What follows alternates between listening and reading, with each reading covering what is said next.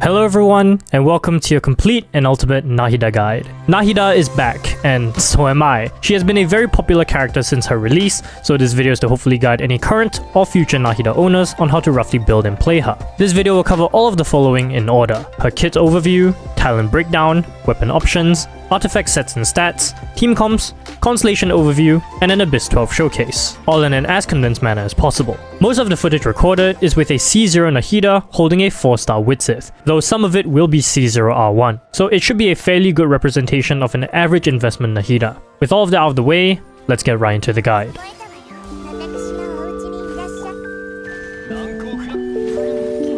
NAHIDA is one of the strongest Dendro supports in the game, dealing huge damage while having the most persistent Dendro application out of all of the Dendro support characters. In addition, she boasts the largest potential EM buff to her entire team, which is integral to most Dendro-based teams. Her skill is one of the best in the game, boasting huge range, off-field Dendro application, as well as dealing tons of damage, while her burst is what provides her team with a huge EM buff. Because of this, she enables a ton of DPSs in the game, such as Tignari, Alhaitham, Cyno, Nilou, Quicken, and many others, as without her, their overall team damage is generally much lower. NAHIDA works extremely well at every investment level, and is a key character that provides a ton of value to most accounts. Before we get into her talents, let me list down some of her pros and cons. For her pros, she is easily the best Dendro support in the game, with extremely high damage ceilings and strong Dendro application. She can be played both on and off field depending on the team, making her quite flexible. Her massive AoE with her skill makes her moderately easy to play, though this does depend on which device you're playing on, and she's extremely strong even at F2E levels with moderate investment, making her pull value very high. She has one of the best exploration passives in the game, allowing her to pick up specialities much more easily with her skill. For her cons, she's a small character, making dashing and dodging a bit more difficult, and she can be very difficult to play with animal buffers such as Kazuha due to her strong Dendro application, often eating up the other elemental gauge. This is quite evident with stuff like Quicken or Cyno teams. While her Dendro application is strong, its biggest weakness is that NAHIDA has to come on the field in order to use her skill, as she has to mark her enemies first. This does have anti-synergy with characters like Cyno, and in scenarios where enemies come in multiple waves, it makes her a bit less effective than other Dendro supports.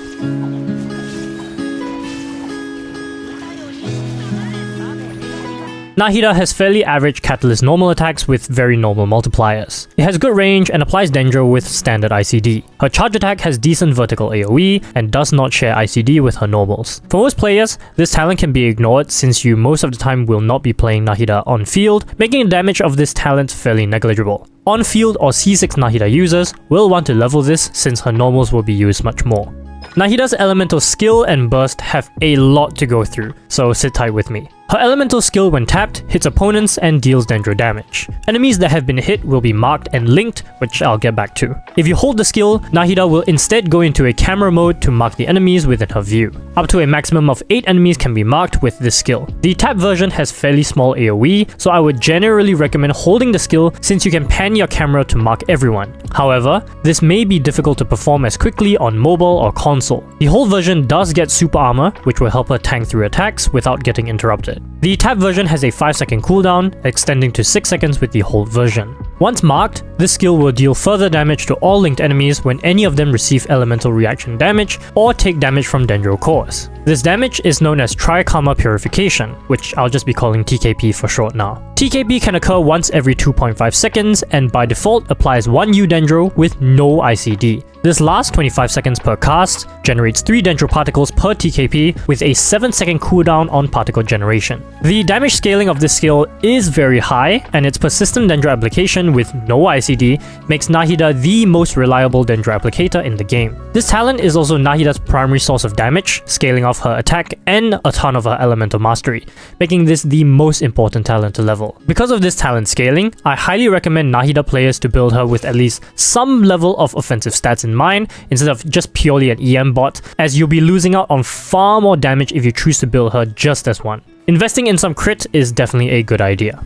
Okay, and now for her burst. NAHIDA's burst when cast summons a huge, and I mean huge, shrine around her. While inside the shrine, several buffs will be obtained. The first notable one will be NAHIDA's A1 passive, which gives the entire team elemental mastery based off 25% of the team member with the highest EM value. This buff caps out at 200 elemental mastery, which means that assuming Nahida has the highest EM in your party, the highest EM that she should have is 1000. As I'll cover later in the build section, I do not recommend just focusing on giving Nahida 1000 elemental mastery, as she'll likely be sacrificing some other stats that would benefit her better. As shown in this video example, my Alhaitham's elemental mastery increased by a substantial amount. For teams that rely a ton on reaction damage, which is most Nahida teams, this burst is a massive damage buffer, so its uptime is quite important. Its other buffs are not quite as substantial and are based off what team members you have. Having Pyro members in the party will increase her TKP damage, Electro teammates decrease the TKP's 2.5 second interval, and Hydro teammates increase the duration of the shrine. Electro teams such as Kaching or Sino can actually greatly benefit from the decreased TKP intervals,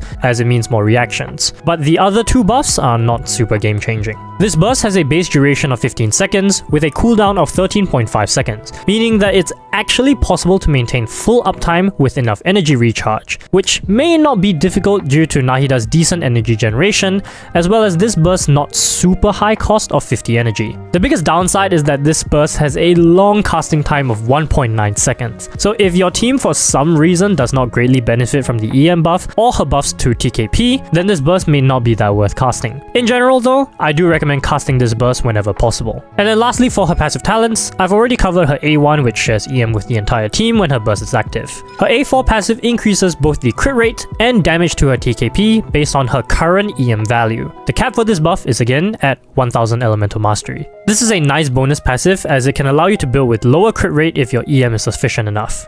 Overall, for Nahida's talents, you should prioritize her skill the most, and then her burst, and then her normals last. Since her main team-wide buff is coming from her A1, you don't actually have to level her burst that much, as I don't consider it too impactful, especially if you're a little crunched on resources.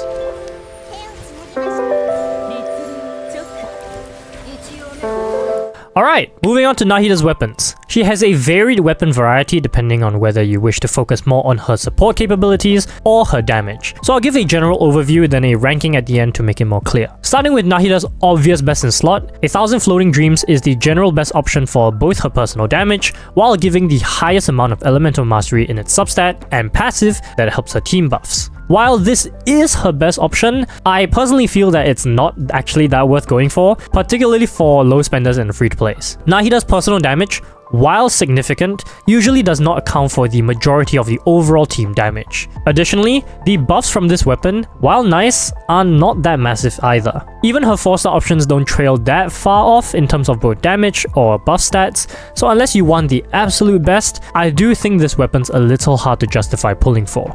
Nahida's next best 5-star weapon is going to be the Kagura's Verity, mainly for damage, as it's a good stat stick with a crit substat and decent passive. But aside from its damage, I wouldn't really push people to use this weapon, as most of you will not be playing an on-field Nahida, which this weapon definitely benefits more of. Other 5-star catalysts like Lost Prayer to the Sacred Winds, Skyward Atlas, Tome, or Cashflow all serve as decent stat sticks, but I would not recommend using any of them as they are just not worth using or straight up suck. Onto the 4 stars, Nahida's general best 4-star weapon is going to be the Sacrificial Fragments. While its passive is fairly useless, its EM stat alone makes this weapon worth using since the EM buffs her entire team as well as her own damage scaling. It's pretty simple and the option I would recommend to most people who do not have a signature weapon. My preferred 4-star option though is actually the Witsith, which is a more interesting choice. This weapon has a very high damage ceiling, but at the same time it also has massive drawbacks. First of all, if you do not roll the EM or damage bonus buff of this weapon, then Nahida's damage will not be that great. The EM buff is also pretty essential to a team-wide buff, making it by far the best buff to obtain. Secondly, this weapon has a massive downtime of 20 seconds, so you will have some damage and buffs reduced pretty much every other rotation. While I like the damage that this weapon can provide, I do not recommend this weapon over Sacrificial Fragments for most people simply due to the consistency. And then lastly, if you're newer or don't have the 4-star options yet, then the Magic Guide will be perfectly fine as a stand-in option due to its EM substat. So in general, I would consider weapons with EM substats a higher priority since most people build Nahida as a support and sub DPS first, which means her damage will not be as important. However, if you play a more on-field Nahida or a main DPS Nahida, then the DPS options such as Kagura's Verity will be more worth it and more favorable, even if that's not what I would consider to be super worth it.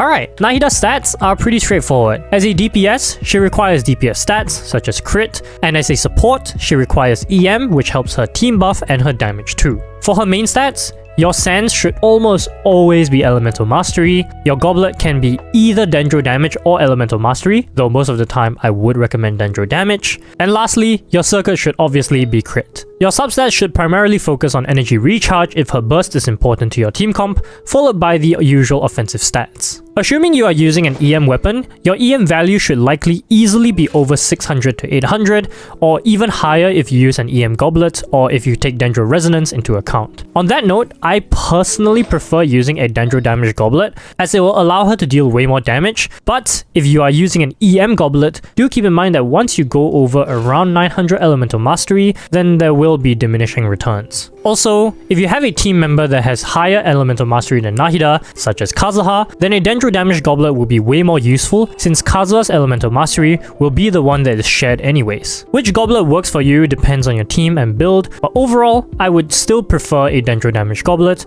as her team buff will still be decent while allowing her to deal way more damage. And lastly, for her energy recharge requirements, mine is obviously pretty bad, but ideally, having over 130% will cover you in most scenarios, but especially in multi-target ones. If you have a Favonius user, a second Dendro teammate, or if you have double Electro like in Sino teams, then you can go even lower. If you don't feel the need to burst every rotation though, you can go by with just little to no ER since her burst cost is quite low. Just see what works for you to have as much burst uptime as possible. NAHIDA has a few artifact sets that can work depending on the team and situation. The most obvious would be the 4-piece Deepwood Memories. This set increases NAHIDA and any other Dendro teammates' damage by a massive amount and can be easily triggered due to TKP applying Dendro even when NAHIDA is off field. This set works best if you don't already have another Deepwood holder or if you play NAHIDA with a Dendro main DPS such as Alhaitham or Tignari. For teams that scale well with attack, such as main DPS Kaching, then Tenacity of the Millilith can work as a really good buffing set, as it's very easy to maintain the buff uptime thanks to TKP. And then lastly, for NAHIDA's personal damage, the Golden Troop and the Gilded Dreams are the best options. For Dendro reaction-based teams, Gilded Dreams would generally be the better set. However, if reaction damage is not as important, then in those scenarios, Golden Troop would generally be the best for damage. I don't really recommend both of these sets unless you play an on-field NAHIDA or a C6 NAHIDA, and only if you already have a Deepwood holder in the party. So for the most part, I still do recommend Deepwood Memories for the majority of people. It's a clear, consistent set that works well for most people, except in the very rare scenario where you are trying to maximize NAHIDA's personal damage.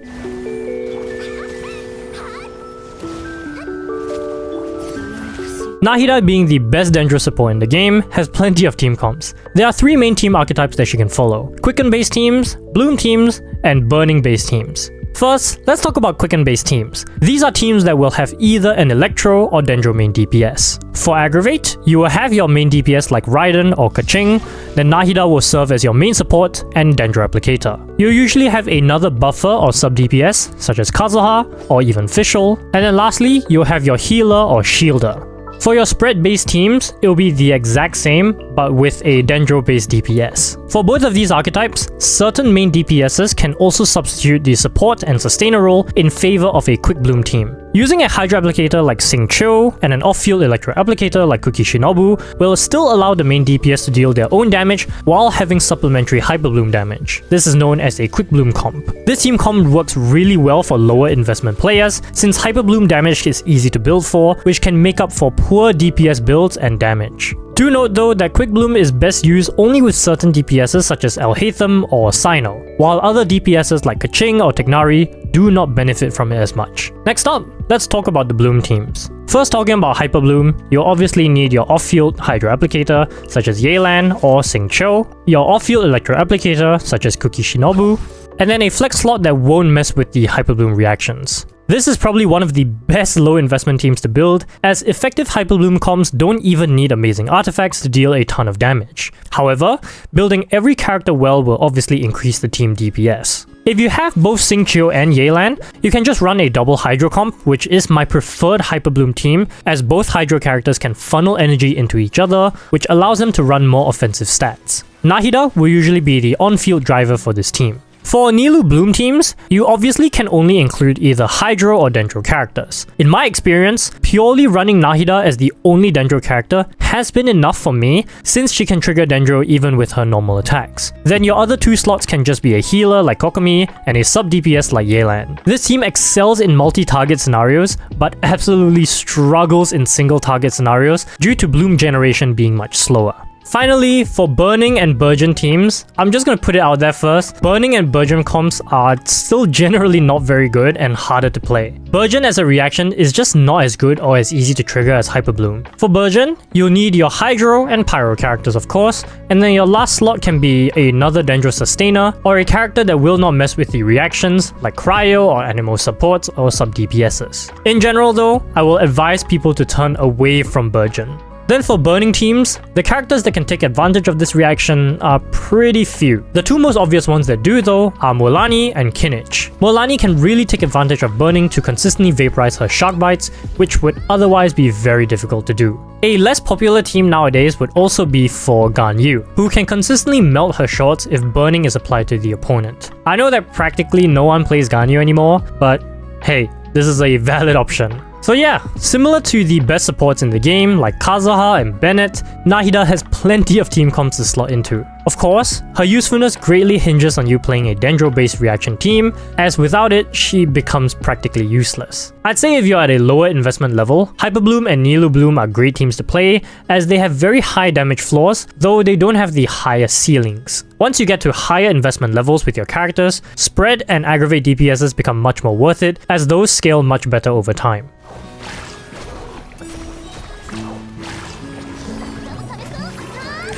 Nahida has some good constellations, though none of them are necessary for her to function well. Constellation 1. This basically gives a stack to all of her burst buffs, increasing her potential damage output. Quality of life constellation, but not that worth pulling specifically for.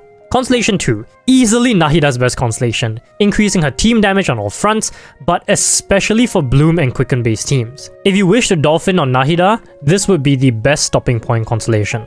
Constellation 3 and 5 are skill and burst talents as usual. Constellation 4 increases Nahida's EM the more enemies are marked by her skill. Again, it's a nice quality of life constellation and can improve her team-wide EM buff, but not that worth specifically going for. It's also a bit weaker in single target scenarios. And then Constellation 6, this massively increases her on-field damage when she uses her normal attacks in tandem with her skill. This constellation is for the whales who really want to use Nahida on field, but it's obviously not needed for her main role as a buffer or sub DPS. So overall, Nahida's constellations are good, but thankfully none of them are really massively affecting her gameplay or role. She's an excellent support even at Constellation 0, and gains even more utility at C2 and C4. She does gain main DPS potential at C6. I would say these are pretty fair constellations, though for the dolphins out there, I would recommend her signature weapon over anything else first, then her Constellation 2. But then anything beyond Constellation 2 is not really worth going for IMO.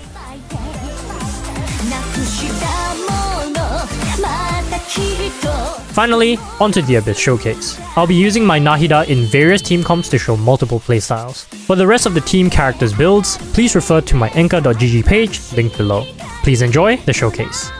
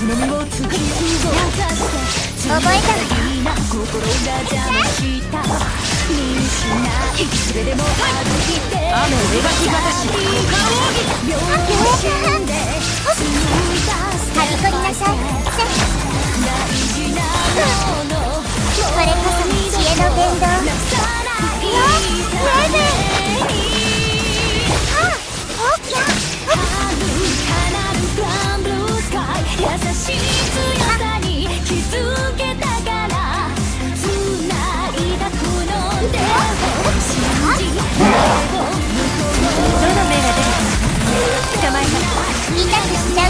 私のお家にいらっしゃい。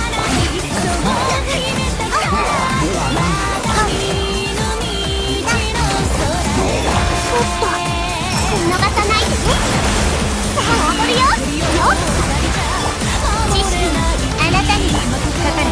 糸に工作性痛がっています。はびこりなさい。ご安心を。覚えたわよ。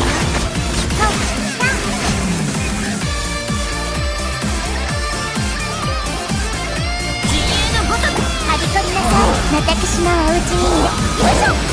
夜の電源。逃がさない。はあ。覚えたわよ。どうぞお受け取りください。答えなさい。いけ。まだ剣よ。影に従え。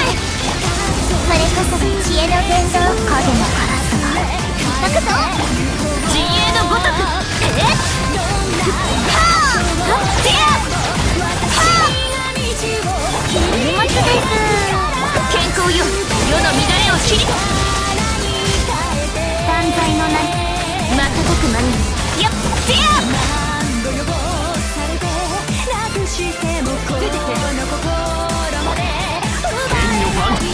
チョック15。全部丸見えね。これこそが知恵の伝道。見えないだよ。音が聞く。やっ。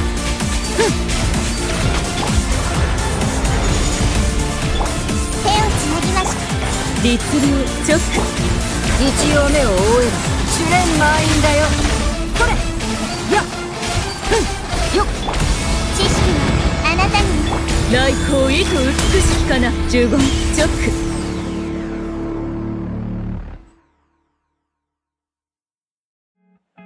Thanks for watching this NAHIDA guide. I hope it was useful, and I wish everyone the best of luck pulling and building NAHIDA. Do check out twitch.tv/DUKC as well, where I will get back to streaming Genshin Impact soon. Thanks once again for watching, and I'll talk to you guys in the next one. Take care.